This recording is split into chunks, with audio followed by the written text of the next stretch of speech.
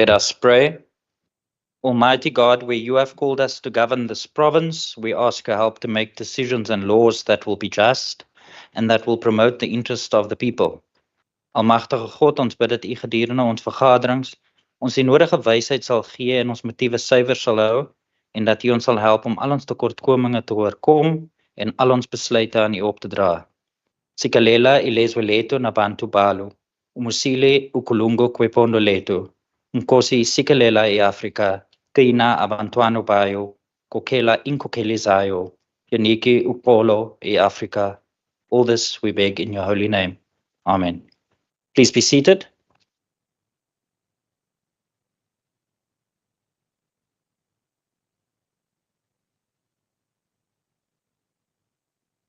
Good afternoon, honorable members.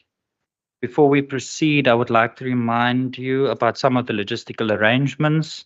As has been our practice to date, honorable members will participate in the sitting of the House, both from here in the chamber with the presiding officer and the table staff and via Microsoft Teams.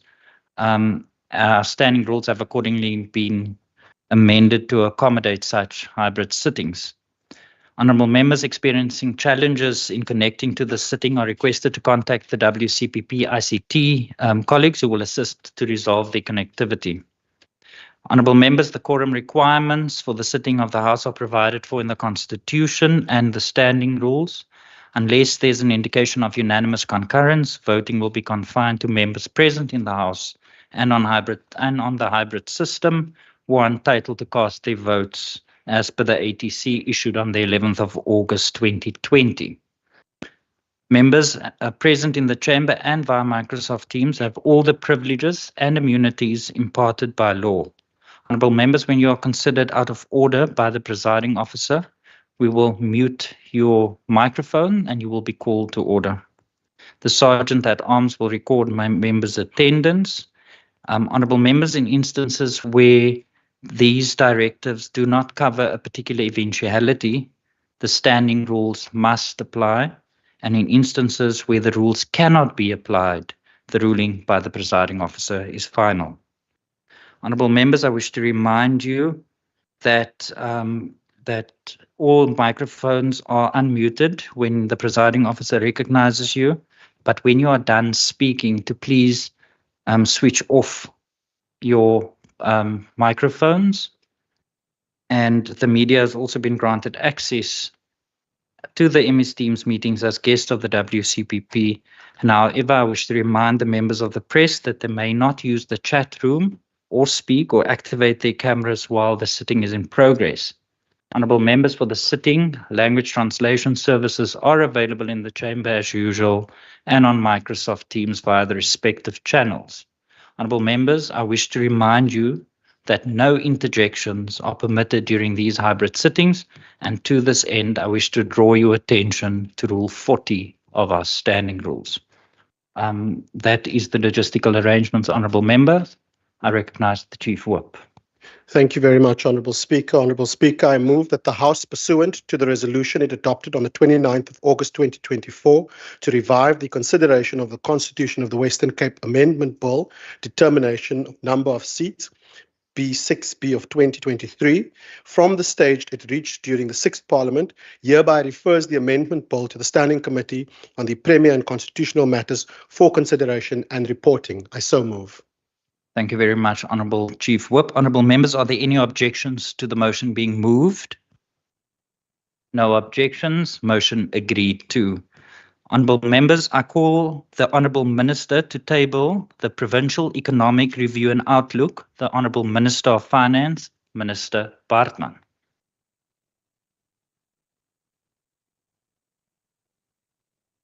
Honourable Speaker, Acting Premier, members of the Executive, members of the Provincial Parliament, residents of the Western Cape.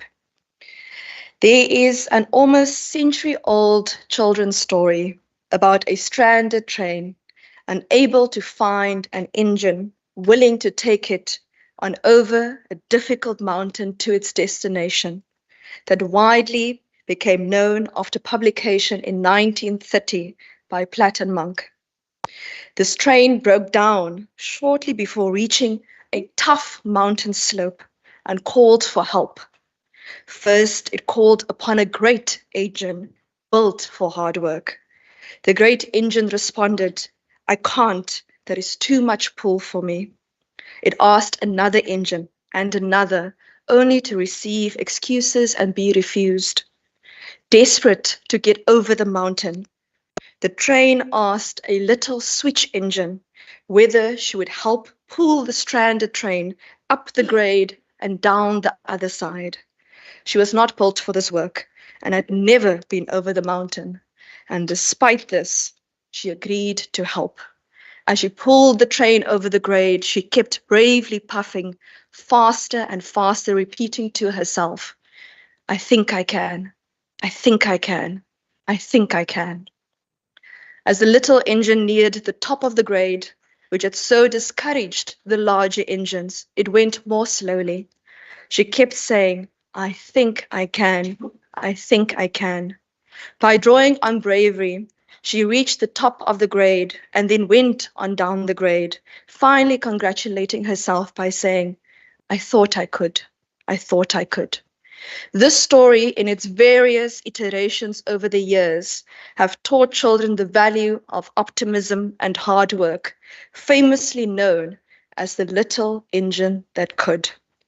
Honourable Speaker, as we reflect on the Western Cape's social and economic performance and consider the labour market trends that shape our present and future, the 2024 Provincial Economic Review and Outlook provides us with a comprehensive picture of our economy, highlighting the mountains we have faced and continue to face as a province, and is a testament of hard work and optimism. The PERO is an annual research publication aimed at informing and guiding policymakers, departments, municipalities on key economic and socio-economic trends and patterns that will impact on policy planning and budgeting in the Western Cape.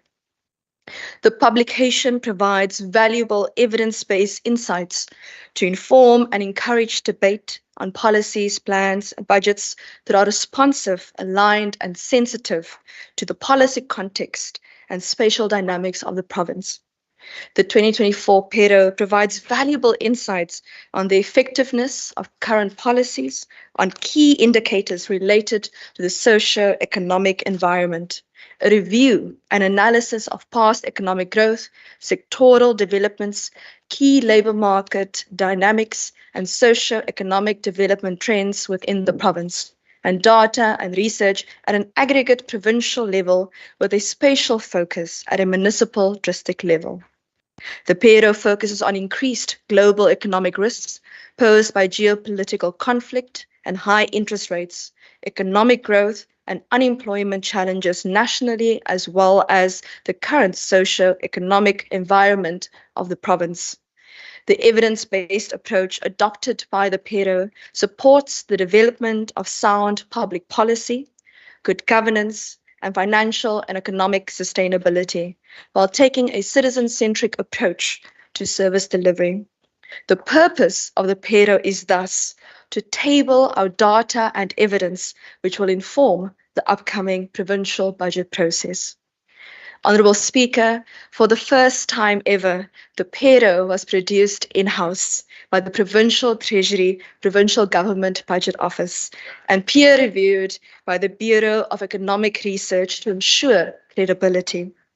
Additionally, we have increased our use of the South African Revenue Services SARS source employment data in the PERO, and 32 new data sets have also been analysed for this publication. In today's fast-changing world, our decisions, policies, and budgets need to be guided by facts and data.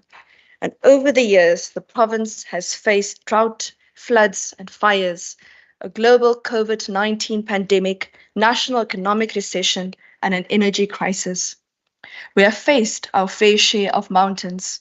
Some we have overcome, and some we are still overcoming. The data and PERO shows us that despite facing seemingly impossible tasks, despite not necessarily having the direct mandate, the capacity, or the national budget, the Western Cape government has never refused to help her residents when they are in need. Even though she was not necessarily built for it and had never been over that mountain, the Western Cape bravely drew upon the values of optimism and hard work to get over the grade. And as South Africa basks in the sunlight of the government of national unity optimism, as represented in increasing investor confidence, that optimism now needs to translate into a freer, fair society filled with opportunities for the people of South Africa. That is going to require hard work. We therefore need to use the PERO to guide our plans, policies, budgets to ensure that economic growth and development benefit all the people of the Western Cape.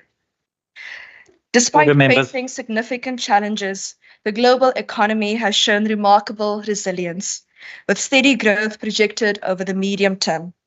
Estimated global growth was 3.3% in 2023 and is expected to expand by 3.2% in 2024 and by 3.3% in 2025.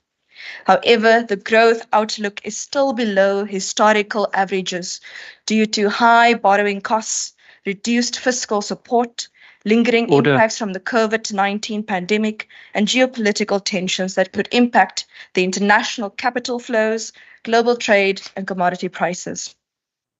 GDP per capita is a vital metric for understanding the economic conditions and living standards of a country's population, aiding in economic planning, investment decisions, and comparative analysis of economic performance. Empirical studies suggest that GDP per capita is a strong predictor of happiness across countries, outperforming other measures, even such as the Human Capital Index, implying that economic prosperity is thus closely linked to the overall happiness of the population. Between 2015 and 2024, South Africa's GDP per capita is estimated to have declined by 6.3% when measured in dollars. In stark contrast, countries with similar GDP per capita in 2015 have all expanded over the decade. Most notably, China and Georgia's GDP per capita surged by a staggering 59.4% and 58.9% respectively. The economic landscape of South Africa's largest trading partner, China, is currently shaped by several critical factors that influence its growth trajectory. On the demand side, weaker domestic consumption has contributed to slower growth, with demand-supply imbalances leading to deflationary pressures in the economy. Structurally, the ongoing challenges in the real estate sector continue to hinder overall economic stability, despite efforts to restructure the property sector. Moreover, effective government policies, including decentralization that encourages local competition and innovation, have been significant, with a focus on inclusive economic growth and meritocratic local governance, fostering sustainable development. These factors collectively have driven China's rapid economic growth and solidified its position as a global economic powerhouse. However, China's aging population is expected to impact labor supply and productivity, highlighting the need for long-term reforms to address these demographic challenges. As these structural issues persist, the medium-term growth outlook remains cautious, with projections stabilizing around 3.3% by 2029. Georgia's economic success over the past decade is primarily due to significant foreign direct investment and development of the banking sector, which have supported growth and diversified investment sources, especially benefiting small, medium-sized enterprises. Additionally, Georgia's strategic location has established it as a vital logistics hub for the Caucasus and Central Asia, boosting its global competitiveness. Furthermore, reform-orientated government policies, including liberal market reforms and anti-corruption efforts, have fostered a business-friendly environment that promotes sustainable economic growth. Looking towards South Africa in 2023, the South African economic growth was stagnant at 0.7%, reflecting ongoing structural challenges such as high unemployment, stark inequality, frequent power outages, and infrastructure issues. The economy remains vulnerable to climate change, and the slow recovery from the COVID-19 pandemic exacerbated these problems. Over the decade, the average annual GDP growth rate was only 0.8%, which was insufficient to accommodate the growing population and labor force or to significantly reduce high unemployment. Between 2014 and 2023, the construction sector's GDP fell by 27.5%, hindered by persistent load shedding, the rise of the construction mafia, and escalating costs. Complex regulations and frequent policy changes, coupled with low investment confidence, further exacerbated the decline. Similarly, the manufacturing sector saw a 6% decrease, driven by an unreliable electricity supply, rising operational costs, and deteriorating infrastructure. These challenges, alongside economic volatility, severely impacted both demand and investment in the sector. Despite a steady recovery in GDP per capita since the 2020 downturn, GDP still lags 6.6% behind the 2013 peak of 79,761 Rand. This metric, which gauges the average economic output per individual, highlights the need for transformative strategies. To genuinely uplift the nation's economic standing, it has become increasingly important to prioritize productivity enhancements, invest heavily in education and skills development, and nurture key industries. Since November 2021, the South African Reserve Bank raised the repo rate by 475 basis points, reaching a 14-year high of 8.25% in May 2023. The rate has stayed at 8.25% since, while inflation fell by 1.7 percentage points to 4.6% in July 2024, its lowest level in 3 years. Fortunately, the recent 25 basis point cut will bring much needed relief to households struggling amidst a cost of living crisis. As of this week, South Africa has enjoyed more than 180 consecutive days without load shedding. The uninterrupted stretch began on 26 March 2024, and so far 2024 has experienced only 83 days of load shedding, positioning it as one of the best years in recent times for reduced outages. Rising electricity prices and frequent load shedding severely harmed South Africa's economic competitiveness and growth. Elevated energy costs burden businesses, reducing profitability and deterring investment. Power outages disrupt production and service delivery, lowering productivity and reliability. And over the past decade, Eskom's electricity prices for municipalities have increased at almost 3 times, 149%, the rate of headline inflation, which stood at 56.6%. More recently, NERSA has approved a price increase of 12.72% for municipalities applicable 1 July 2024. In 2023, Eskom distributed 20.8% less electricity to the Western Cape than in 2013, and load shedding in the Western Cape is estimated to have costed the economy 12.8 billion Rand in real GDP in 2023, shaving 2 percentage points off total growth. Recent positive developments in South Africa's growth outlook include improved investor sentiment and reduced long-term government borrowing costs, largely due to the announcement of the GNU.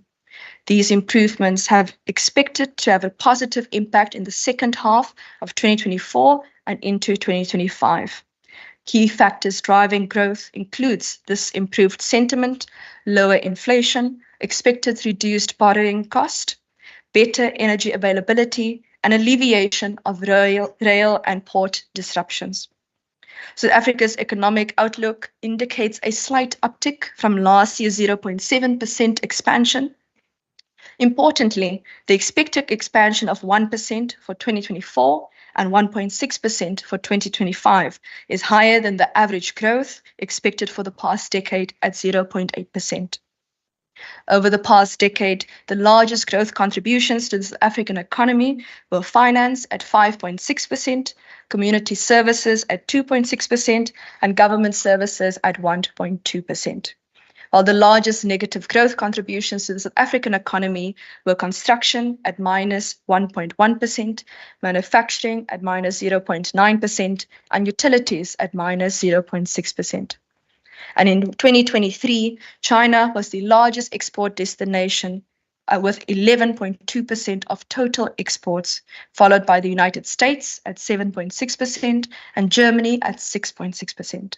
And between 2014 and 2023, Mozambique's contribution to total exports have increased by 2.4 percentage points to become the fifth largest export destination for South Africa in 2023. South Africa's largest source of imports were again China at 20.4%, the United States at 8.6%, and Germany at 8.1% in 2023. South Africa's dependency on China as a source of imports increased significantly by 5 percentage points between 2014 and 2023.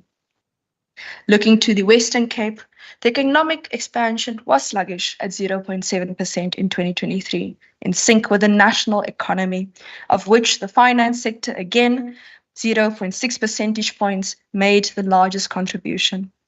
Additionally, positive growth came from transport and community service sectors at 0.5 percentage points and 0.2 percentage points, respectively.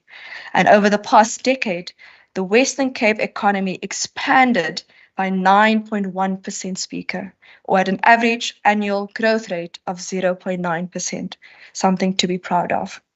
On average, the bulk of the growth was contributed by the finance sector at 0.7%, with the community services, government, transport, and agricultural sectors each contributing 0.1 percentage point.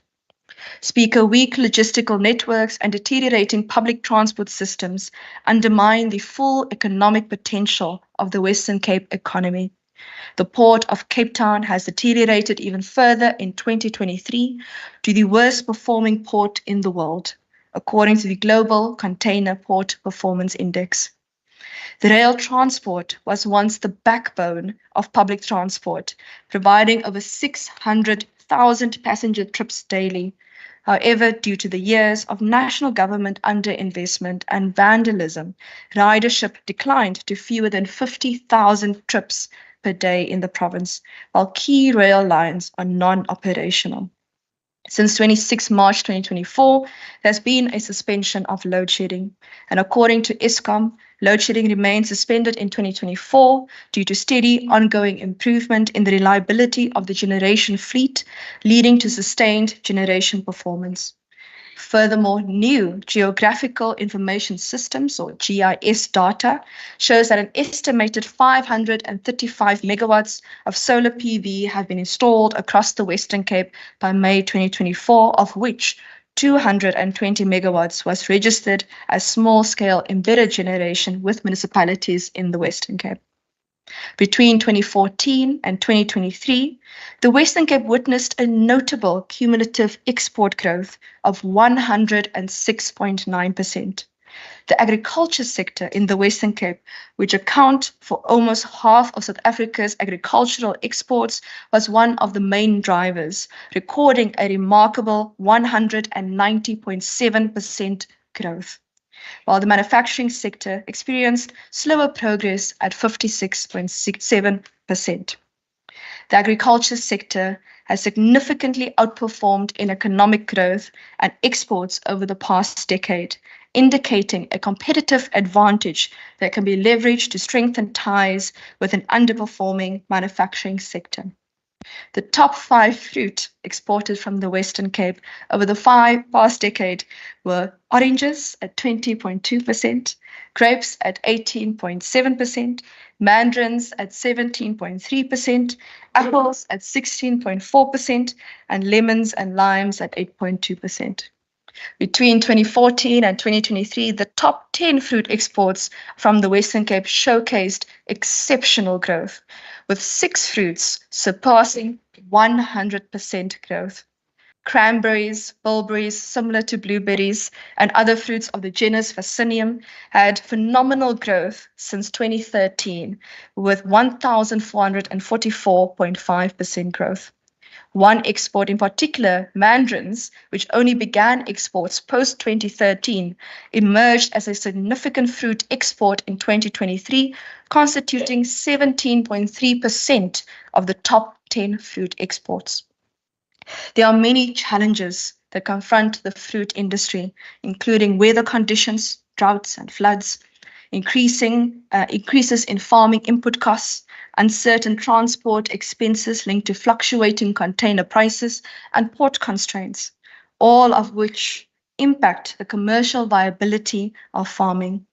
Input costs have increased on the back of the number of fuel price increases, along with fertilizer, increased import regulations and standards, particularly in the EU. Feed and transport costs have increased, linked to a weakening exchange rate, and geopolitical risk factors.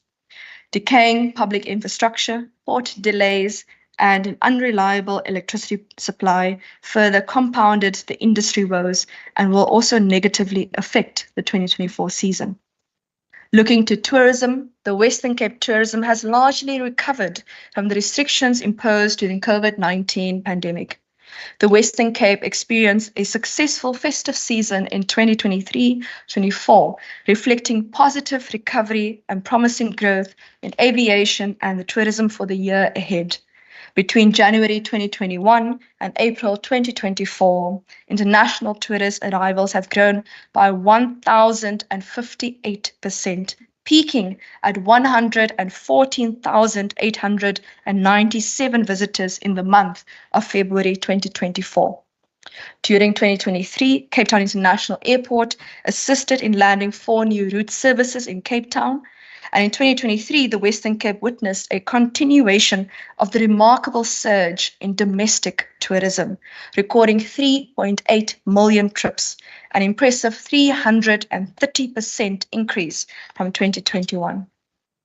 Tourists from the USA have surged by 321.2% over the period 2014 to 2023 to become the second largest source at 16.3% of international tourists arriving at Cape Town International Airport. And in 2023, the 5 largest sources of international tourists that arrived at the Cape Town International Airport was the United Kingdom, the USA, Germany, Netherlands, and France.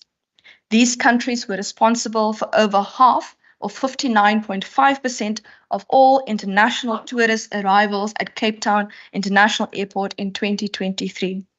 This has also coincided with the Cape Town International Airport recently winning the Best Airport in Africa award for the 9th time in a row. Speaker, over the past decade, capital stock have increased at a diminishing rate. In the first 5 years of the decade, capital stock expanded 4 times faster than the latter 5 years of the decade. The diminishing rate of growth in capital stock can be seen in the declining trend in net fixed capital formation since 2015. The net capital formation has declined by 80.8% over the last decade. A major reason behind this can be linked to reduced business and investor confidence in South Africa, along with the COVID-19 pandemic impact. In 2023, the Western Cape received 6.9 billion rand in greenfield investments that created 3,179 employment opportunities. The bulk of the 2023 investment was in business services, totaling 3.1 billion rand. From 2014, greenfield investments have also seen an increase of 48.5%. And between January 2014 and December 2023, the software and IT services industry created 6,916 employment opportunities.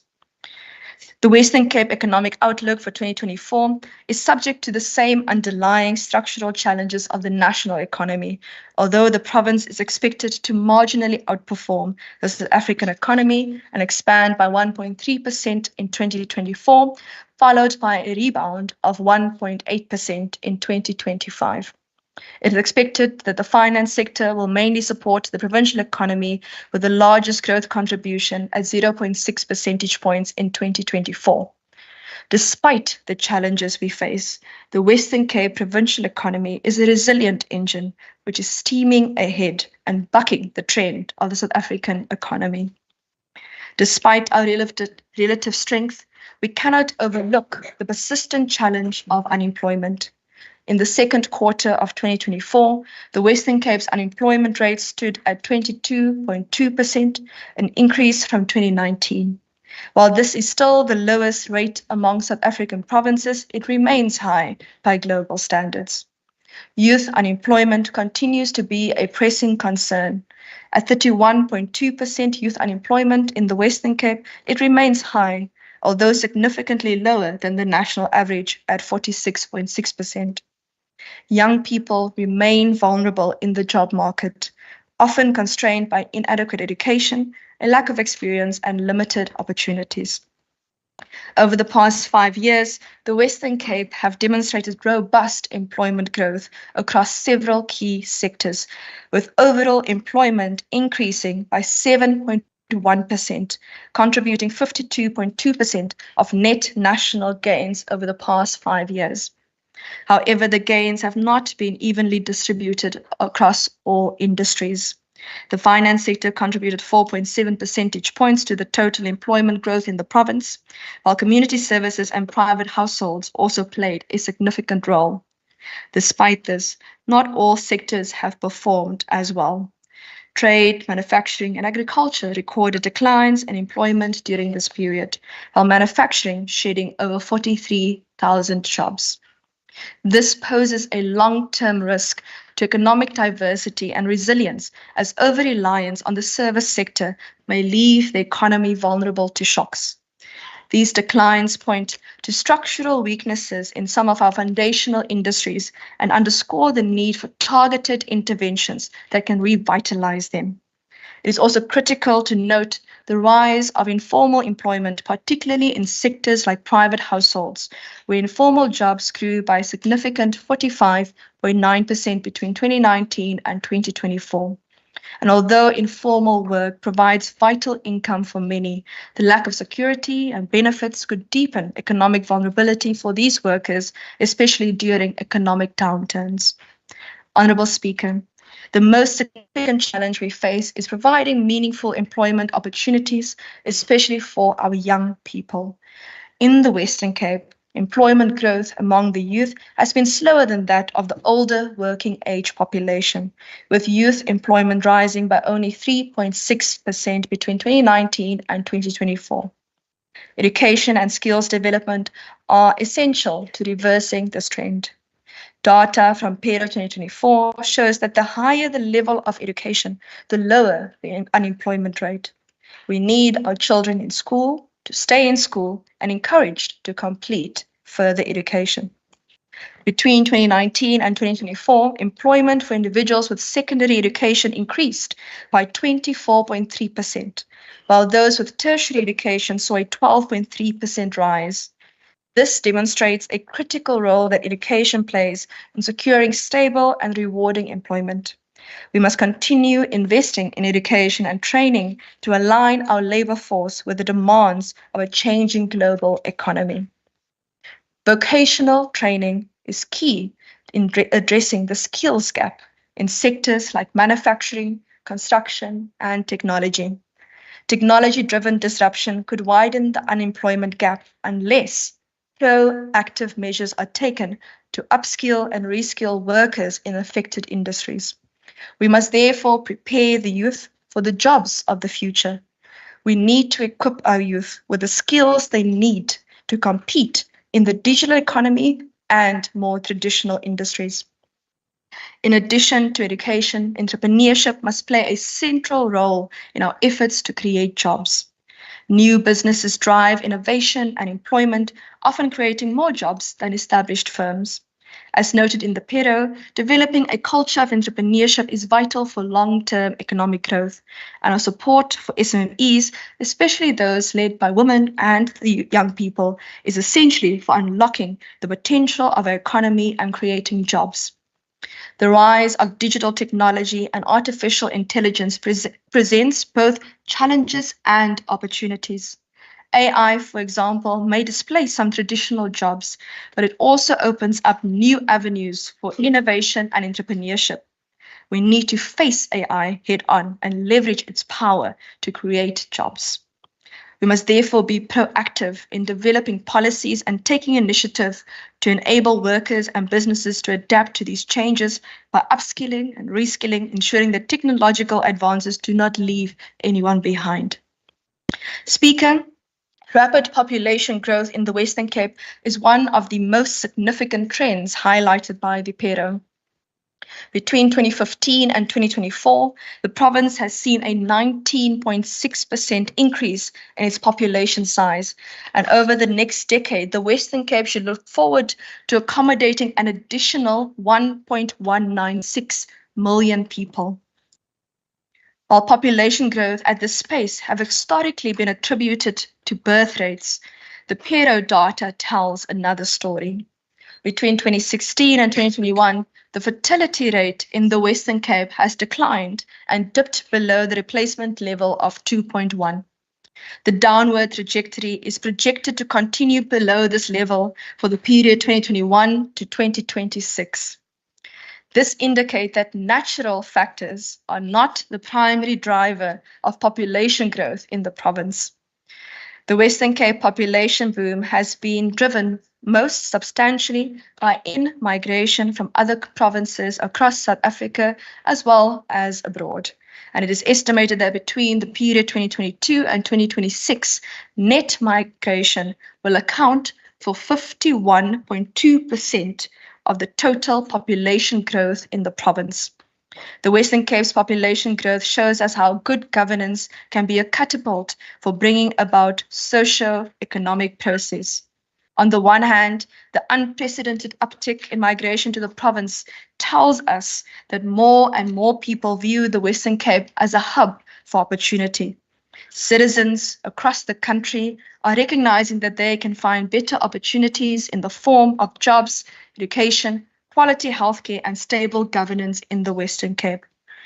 This, however, Speaker, will also put pressure on the Western Cape to deliver services to an increasing population. On the other hand, the low fertility rate can be attributed to the rising cost of childcare, individuals moving to urban areas and gaining better access to social services, better access to contraceptive methods, and changing societal norms around family structures. The primary driver behind lower fertility rates is higher levels of education, particularly among women in the province. And this tells us that more and more young women in the Western Cape are receiving access to education and are delaying parenthood in pursuit of economic opportunities and financial independence. Honourable Deputy Speaker, these population trends do, of course, hold significant implications on our province and planning for the future, including pressure on our finances. Low fertility rates point to an aging population, where an increasing section of the society are elderly.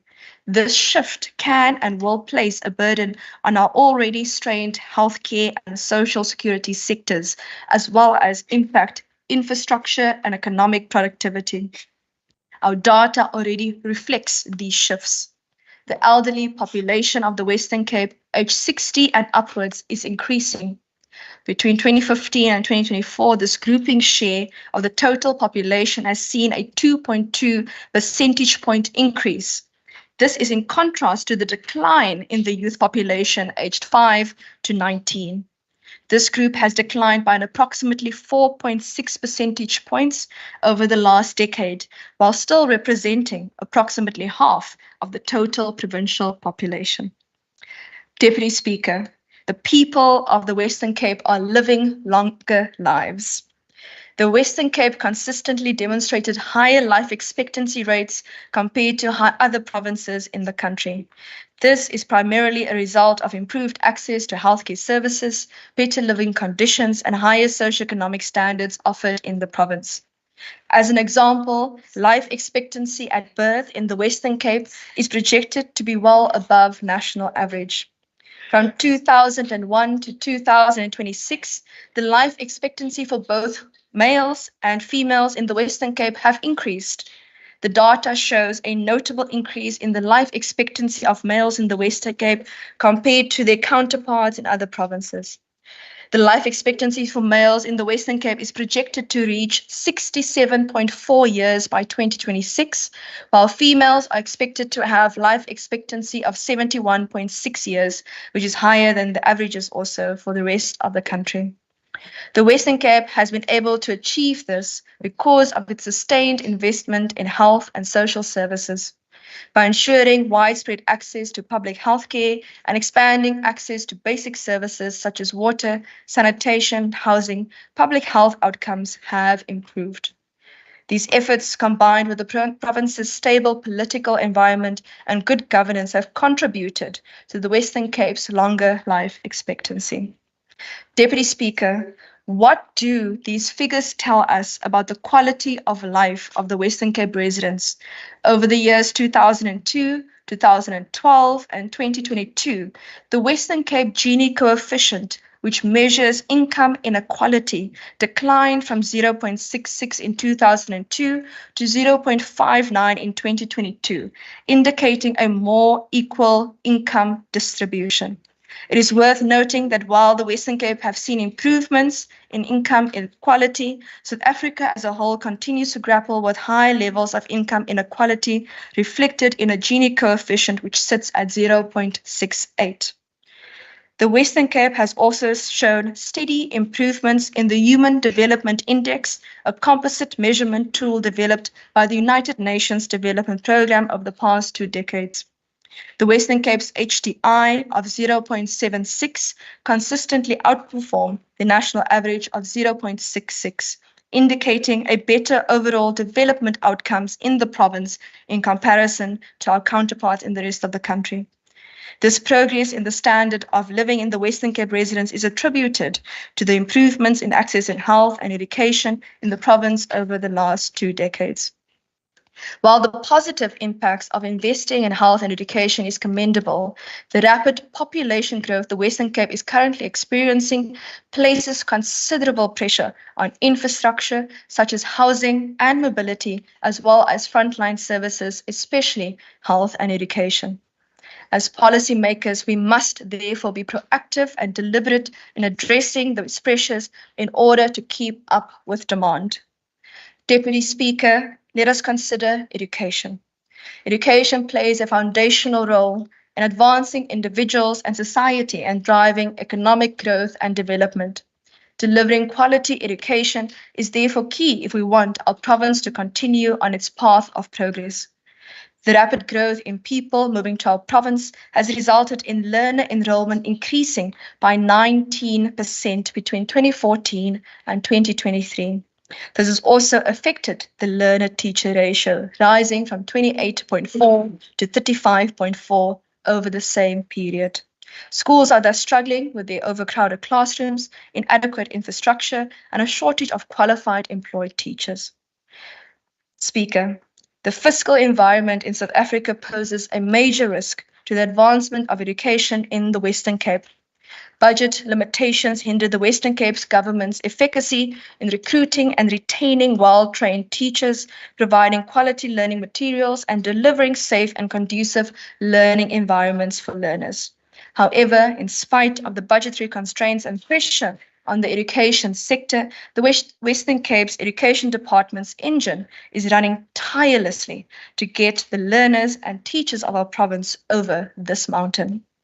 It thus greatly pleases me to announce that on 13 September 2024, the National Budget Council, composed of the National Minister of Finance, the National Deputy Ministers of Finance, and all Provincial Ministers of Finance, unanimously supported and adopted my resolution that frontline services must be protected in the national budget process, that their public wages must be fully funded from the national government, and that the Budget Council as a collective will carry this resolution into the extended National Cabinet meeting on the 2nd of October for support from the National Cabinet. Speaker, we can overcome this mountain. Further, over the past 5 years, the Western Cape has seen a notable improvement in learner retention for both primary and high school, indicating a decline in dropout rates and an increasing number of learners completing their education. Retention rates have improved from 86% in 2019 to 93% in 2023 for primary schools, which is a 7 percentage point increase. And for high schools, the retention rates improved from 65% in 2019 to 71% in 2023, a 7 percentage point increase as well. On average, over the last 3 years, the province has also witnessed an improvement in systemic test results for grades 3, 6, and 9, revealing significant gains in the grade 3 scores. We have also seen an uptick in the number of teachers participating in professional development, which is crucial for enhancing teaching quality and educational outcomes. These positive trends in education in the Western Cape is indicative of the targeted approach by the WCD to address the challenges which persist in our education system. Interventions such as the Back on Track program addresses educational inequities and gaps, and they are yielding significant results. Speaker, education is not the only sector that has shown resilience in the face of budgetary constraints. Another important cog in the engine, health, has shown tremendous progress.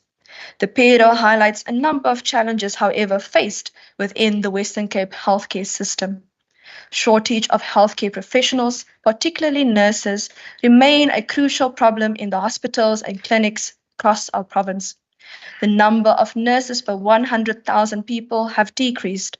Population growth between 2014-15 and 2023-2024 in the province, sitting at 19.6%, have exceeded the growth in the number of publicly employed nurses, which grew at 5.8%, and the growth in the number of public employed doctors at 18.3%. This has created a mismatch between the healthcare demand and available personnel, placing additional strain on our already overburdened public health sector. And given the growing elderly population, these trends are worth noting as it will impact future demand for chronic healthcare services. Mental health issues exacerbated by factors such as unemployment and substance abuse have also seen a sharp rise in the Western Cape. During the 2014 and 2023-24 period, there was an average of 20,503 psychiatric admissions in the Western Cape. 30.4% of these required admissions to specialized psychiatric hospitals. And non-communicable diseases in the Western Cape represent a substantial public health challenge, which include a range of chronic conditions such as diabetes, heart disease, and cancer. Fiscal constraints are also hampering sustained investment in the healthcare infrastructure to meet the evolving needs of the population. The fiscal crunch is limiting the Western Cape's ability to invest in the necessary resources and infrastructure to expand healthcare delivery. Despite these challenges, there have been notable progress in the healthcare sector and the stewardship of the Department of Health and Wellness. And over the past decade, the Western Cape has seen marginal growth in the number of public employed doctors per 100,000 people from 43.5 to 43.9. The department has also expanded its network of healthcare providers, community organizations, NPOs, and private sectors entities to ensure a collaborative approach to streamline and improve healthcare delivery across our province. The department has not only demonstrated progress, but it has also demonstrated innovation. The department's differentiated models of care initiative provides tailored high-quality health services that are more accessible and comprehensive, reducing the need for facility visits. The model shows promise of alleviating pressure on the province's healthcare system. COVID-19, Speaker, was the top leading natural cause of death in the province in 2020 at 11.2%, followed by HIV disease and tuberculosis at 8.6% and diabetes at 7.6%. The relevance of COVID-19 as a cause of death has diminished as the pandemic has subsided, thanks to widespread vaccination efforts, improved treatments, and public health measures. However, the pandemic highlighted the importance of preparedness for emerging infectious diseases, reminding us that such threats can have devastating consequences if not managed adequately. In response to the ongoing challenge of TB, the Western Cape government implemented the Targeted Universal Testing for TB initiative, which expands testing to include close contacts of TB patients, regardless of whether they show symptoms. This approach ensures early diagnosis and treatment and aims to improve health outcomes related to TB in the province. The challenges faced by the Western Cape healthcare system is undeniable but not insurmountable. The progress achieved by the department over the years is therefore commendable. And through innovation, collaboration, and targeted interventions, the province is taking the necessary steps to meet the evolving needs of our population. Honourable Speaker, I here want to turn our attention to housing. The surge of in-migration to the Western Cape has exacerbated existing challenges within housing. This is evidenced by the fact that the total registered housing demand in the Western Cape increased by 83.2% between 2015 and 2024. We recognize that there are still significant challenges in regard to accessing affordable housing for many low-income households. Rising construction costs, increasing demand, and limited housing supply have all aggravated the situation. The rise in construction mafias targeting government infrastructure projects is also a major cause for concern. These extortionists and their criminality are delaying housing projects, driving up construction prices, jeopardizing the safety of workers and communities, and delaying access to dignified housing for our residents. As the Western Cape grows, so too must the availability of affordable housing.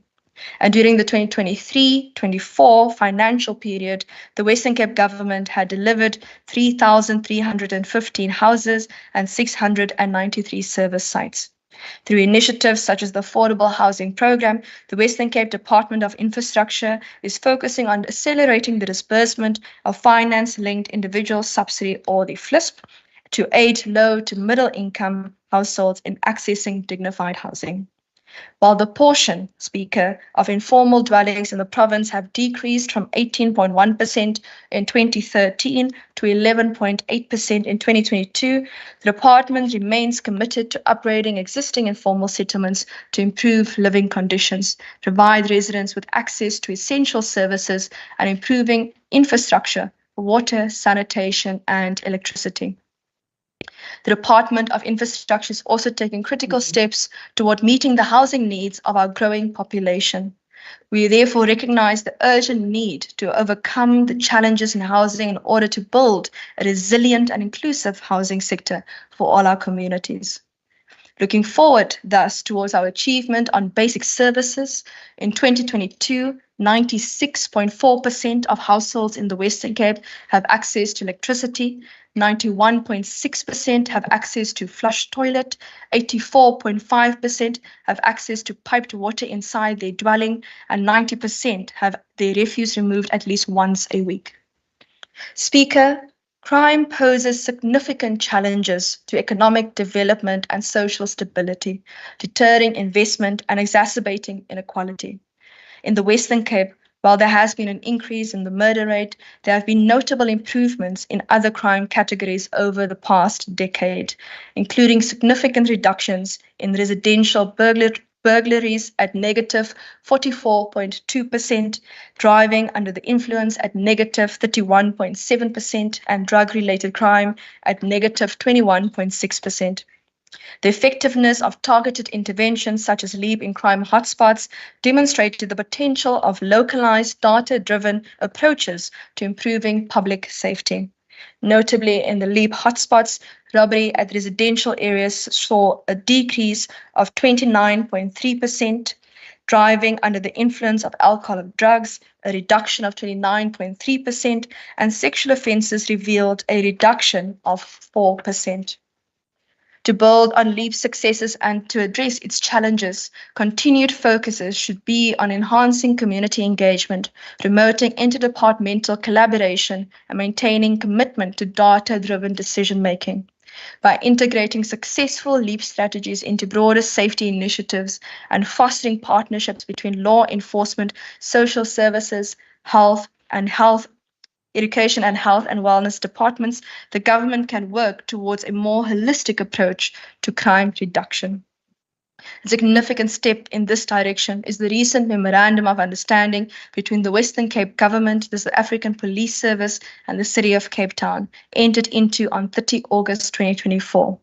This agreement aims to bolster safety measures with a special focus on integrating resources and expertise from multiple sectors. Additionally, the MOU emphasizes the sharing of data, physical resources, and skills to improve law enforcement and policing effectiveness.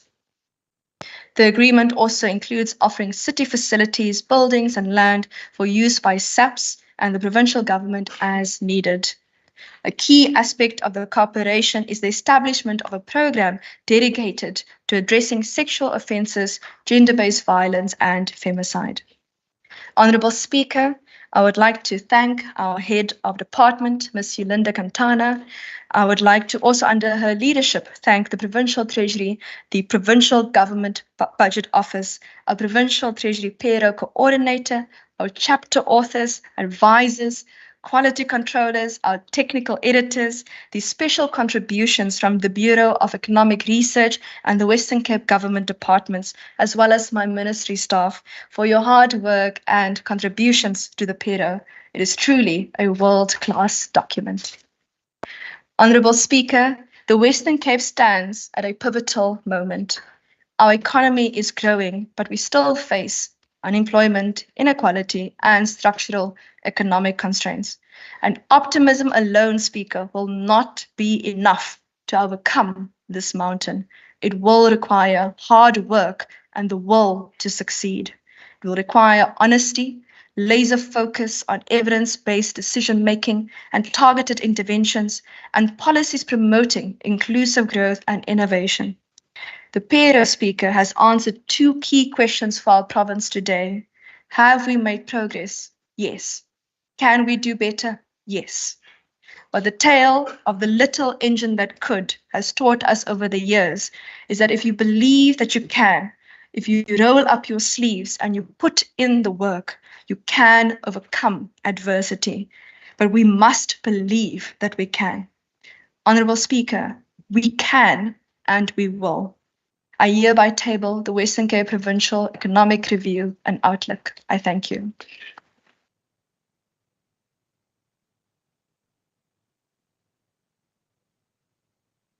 Thank you very much, Honourable Minister Baartman, the Minister of Finance. Honourable members, the Provincial Economic Review and Outlook will now be referred to the relevant committee for consideration. Before we adjourn, I would like to remind members that the Budget Committee meeting would commence 10 minutes after the adjournment of the sitting. Honourable members, that concludes the business for the day. The Secretary will now end the meeting and all members will be exited from the sitting. The House is adjourned.